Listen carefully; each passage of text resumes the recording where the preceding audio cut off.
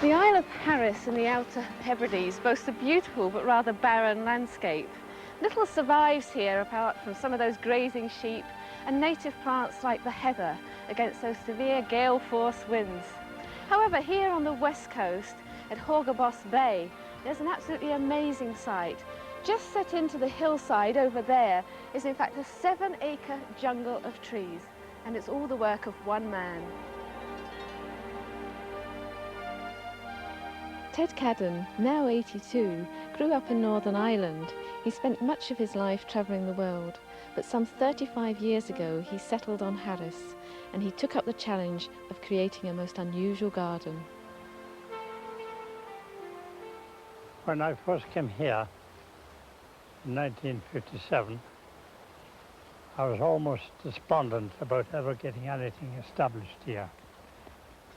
It was so bare, so bleak, so windswept, and I had no examples from neighbours to copy. Only the most determined of people, I think, would have undertaken to set about its cultivation. Well, you're obviously very determined because, I mean, I don't know how many trees you've got here now. I don't know myself, but I have a few thousand trees and shrubs, about 7,000 or 8,000 altogether. But how did you know what to grow in the first place? I didn't know. I didn't. That's just the beauty of it.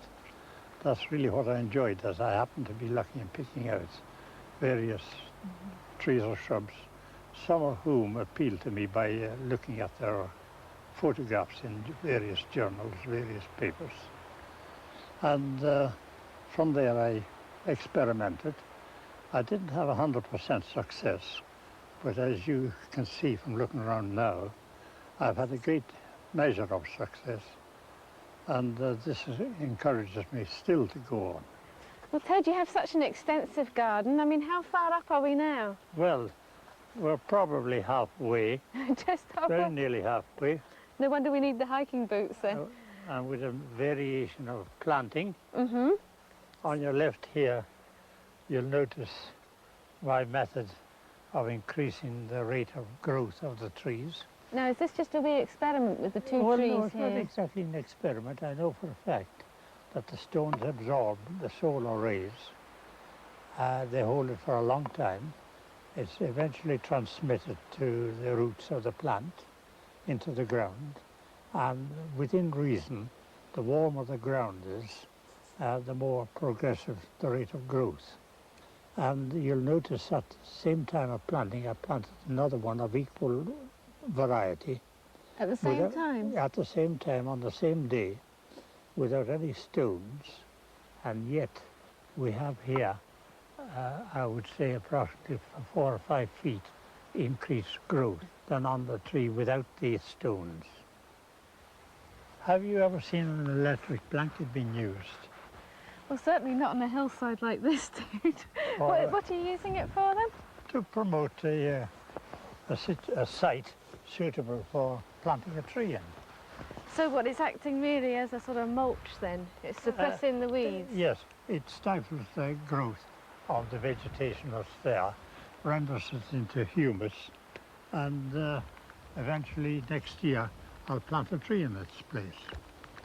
But you've got loads of newspapers here as well. I have. Have you ever seen a tree being planted where tools are not required? No, I've never done that, Ted. I've always used a spade for planting trees. You have? Well, most people do, I think. But this is probably an exceptional case where you cannot use a spade because of the nature of the ground. It's so because there's so many stones? Rock, not stones. Rock, bedrock. So here we are. I've got this young tree here, hawthorn, which I prepared by growing it on in an old milk carton. You grew that yourself? I did. I grew this myself. I now lift the paper up, which I've put here about 3 months ago. Right, and these are really soaking, aren't they? Yes, they're very wet and compact, very compressed, and they'll turn all this ground into humus.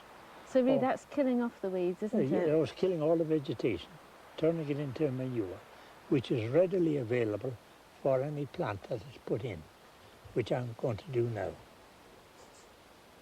And we just replace the paper again, having put the tree on top of the ground. Mm-hmm. No insertion in nicks or sole. Put the paper back carefully, like this. Press it down, Yes. and we put a little tie to it, just in case it does grow well and it needs a little bit of staking. Well, Ted, I'm going to have to come back in a few years' time to see You if come this back one's in going to grow. Now, just for a little bit of luck, all you do now, you just consolidate it by walking on it with your feet like that, Mm-hmm. and you go away and leave the rest of the time in nature. And there's your tree.